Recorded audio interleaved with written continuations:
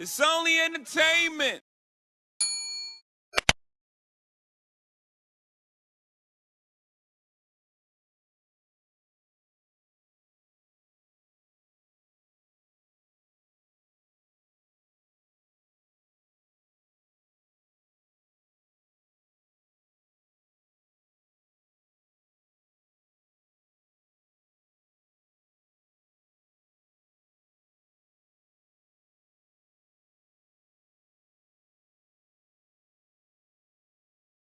Welcome back to the Talking Hedge. I'm Josh Kincaid, Capital Markets Analyst and host of your Cannabis Business Podcast. We are at the Finance Forum, MJ BizCon's pre-show.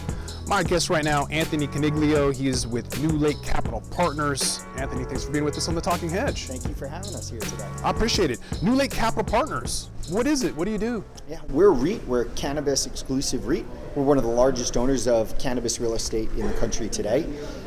We are a public company. Our ticker symbol is NLCP. We own 32 properties across 12 states with 13 tenants. Very cool. Okay. Talk to me a little bit about, I've heard drinking from a fire hose recently with the 2 states that just came on board. There's a lot of interest. I don't want to put that in your words. That's what I heard. Maybe you could tell me, are you seeing a lot more interest in the last week for real estate? I'd say we've been really busy we're founded over 4 years ago, and it's really been very busy since, but in particular, over the last 6 to 9 months, it's been extremely busy. As you know, the cannabis industry is very capital intensive. And with the current valuations that you're seeing in the equity markets and the rates from a debt perspective, our sale-leaseback products tend to be very attractive for operators to be able to raise that non-dilutive capital. So we have a lot of folks that we're in dialogue with looking at transactions all across the spectrum. Okay. So tell me, explain that a little bit, because some people may not know about sale-leaseback options. The advantage to that is that if you don't have the capital, because you can't go to a bank, right? So if people have equity, rather than going and getting a home equity line of credit on your house, what you're going to do is essentially, and maybe this is a bad example, but like a reverse mortgage, that's a bad example, but you're essentially leasing back that property. You buy it and then you're leasing it back and getting that capital. You probably have a better explanation than that? That's right. This is a type of transaction that is a very regular way for mainstream companies to manage their real estate capital needs. So companies such as Walgreens or Home Depot, Starbucks, just to name a few, they all utilize sale-leaseback transactions. This is a very non-disruptive transaction. It's more of a financing, but in essence, the owner of the property sells it to us and we concurrently lease it back for 15 to 20 years. So you don't have to move out. There's no disruption to the operations. It's really a transaction. We acquire that property and we lease it back. Okay. And is there differences in that risk tolerance when you guys are doing your due diligence? Do you look at certain regions with a little bit more scrutiny? Well, it's a very insightful question. Yes, for sure. We focus on limited license jurisdictions, and we've been doing that since the inception of the company in 2019. What we like about focusing on limited license jurisdictions, it's a better operating environment for the tenant. So we look at cash flow at a property level basis. So a better operating environment means better cash flow at the property, these mission critical properties.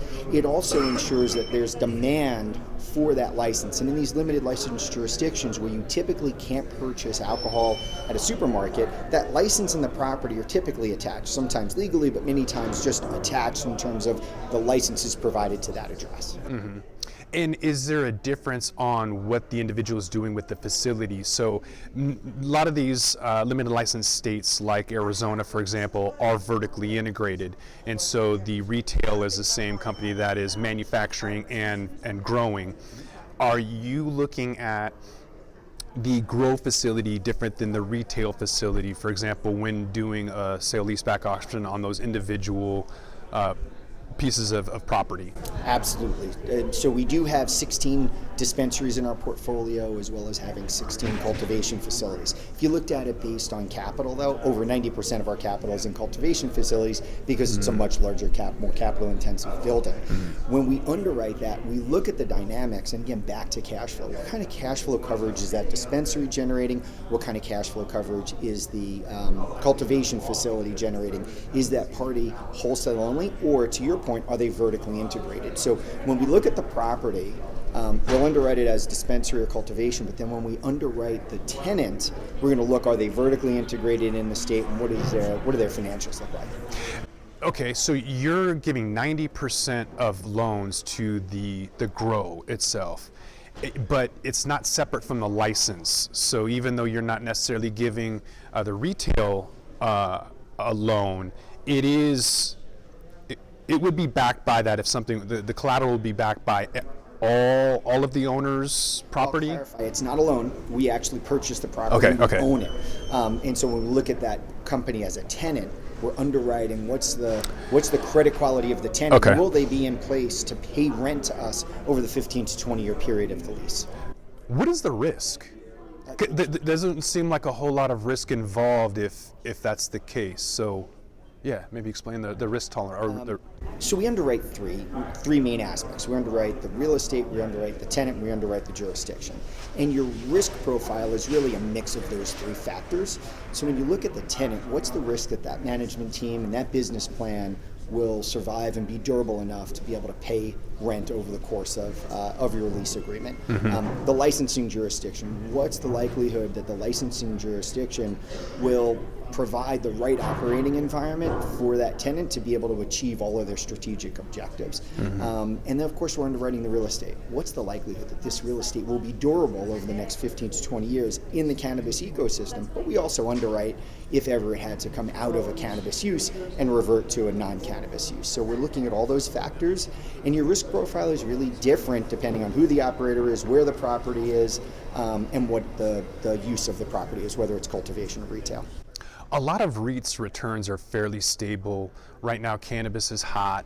Right now, real estate in certain regions are really hot. Tell me a little bit about your stock price and the reflection of that. Yeah, so when you look at the performance of our business since the inception of the company, we've collected all of our contractual rent since the inception of the company. So we have industry-leading rent collection, which is really a testament to the underwriting and the ability to generate cash flow for our investors. We've raised our dividend 6 times in a row, 6 quarters in a row. We're paying a cash dividend. Our last dividend was 37 cents a share. And so we're taking those returns that we're generating in the portfolio and delivering them back to the investor. And so when we look at our stock price, we've deployed all of our IPO capital. We've raised the dividend 6 times in a row, and yet our stock price is suffering. And really, I think what we're seeing in our stock price is a sympathy trade with cannabis, but more importantly, it's the lack of institutional demand right now, given the technical factors around prime brokers. Those are the organizations that provide custody to institutions. Many prime brokers pulled out of the industry, supporting the industry in November and December. And so that's taken a lot of the liquidity out. So I speak to a lot of institutional investors that really like our stock, that really like our business model, and really like our portfolio, want to invest, but operationally they're precluded from investing right now. And so we're working hard to try to remedy that. And we think that unlocks a lot of value. So these still have sin clauses? It's not so much a sin clause. Many of the prime brokers came out last October, November, December and sent notices to the institutional investors saying that they will not custody shares for a marijuana-related business that's not listed on New York, NASDAQ, or Toronto, or TSX. So if you're able to get through onto one of those exchanges, which we're working hard to do, we're currently listed on the OTC, if we're able to get through to one of those exchanges, it opens up the investor base significantly, improves liquidity, and we think it'll be meaningful for our shareholders. What's it going to take to do that? It could come in a number of forms. It could come in the form of regulatory relief or safe harbor and safe banking. I'm not optimistic that actually occurs, but it's a path. It could be safe banking passing as is, and that being the impetus to get the exchanges to say yes. I'm not optimistic we're actually going to see safe banking in the lame duck section. I probably shouldn't say that too loud around these halls. A lot of people would be mad at me. And we've also proposed, we've been publicly telling investors on our quarterly calls that we've proposed a restructuring of our company to be able to comply with the Controlled Substances Act and be able to get an uplisting. So we're not telling people to invest in our stock because that will happen, but it's yet another path that we're pursuing to try to get that uplisting. It's a critically important element for our investors, and quite frankly, management and the board own a fair amount of the company, so it's important to us as well. Sounds like a value opportunity if you do get that uplisting, and or safe banking comes in. That stock is going to go up because there's so many that are absolutely hammered. Like you mentioned, you're getting just thrown into this cannabis. Like with all the other OTC stocks, and there's no differentiation, especially with some solid returns. And so if they're able to differentiate individual cannabis companies, that's an opportunity, as well as I suppose safe banking to come on board and differentiate you guys in that regards as well. So right, if you look at the discount that we're trading at, it implies distress. And I just told you, we have industry-leading rent collection. You look at our tenants, we have some of the top tenants in the industry, names like Cresco, TruLeaf, Columbia Care, also Cureleaf. We have some of the smaller leading players in the cannabis industry, like a C3 Industries or Mint. And so the quality of the portfolio is very, very high, and there really is a disconnect to how we're trading. And therein lies the opportunity for investors, and you get paid a cash dividend on a quarterly basis while you're waiting for that catalyst. So we think it's a fairly attractive prospect. Okay. So we just had a couple states come on board. Are you looking at any other opportunities, either new emerging markets and or distressed opportunities? Washington State seems incredibly distressed, but it's not vertically integrated. It's not limited license. Are you looking at distressed? Are you looking at new and emerging? What's your focus for 2023 and beyond? Yeah. We don't look so much at distressed because, again, we're making a credit and underwriting decision to be able to pay rent for 15 to 20 years. And the execution risk in a distressed situation is typically pretty significant. So that's not likely to be a risk that we would take. Yes, we're looking at opportunities in Minnesota, hopefully Minnesota next year, but in Missouri and in Maryland. We are looking at some of the unlimited license states. As those states mature and as we see some stability, we will see emergence of leaders in those states and in those jurisdictions where they could actually operate profitably and generate free cash flow from their businesses. And if they can demonstrate that they can do that on a regular basis, that's really what we're looking for, right? That ability to have some stability, the ability to generate some free cash flow in your business, and demonstrate that you're a long-term player here and you're not going to be washed out if there's another leg down in wholesale pricing. Okay. All right, Anthony, what's your stock symbol? Where can people find you at? Website, all that good stuff. Yeah, thank you for asking. NewLake, it's newlake.com, NEWLAKE.com. Our ticker symbol is NLCP, NewLake Capital Partners. All right. I think with that, we're going to have to roll this one up. I want to thank my guest, Anthony Coniglio. He's with NewLake Capital Partners. I'm Josh Kincaid. This is The Talking Hedge. Don't forget to like, share, and subscribe. Or don't, and I'm out. Don't forget to smash that like button on your way out and check out these other videos that we've got.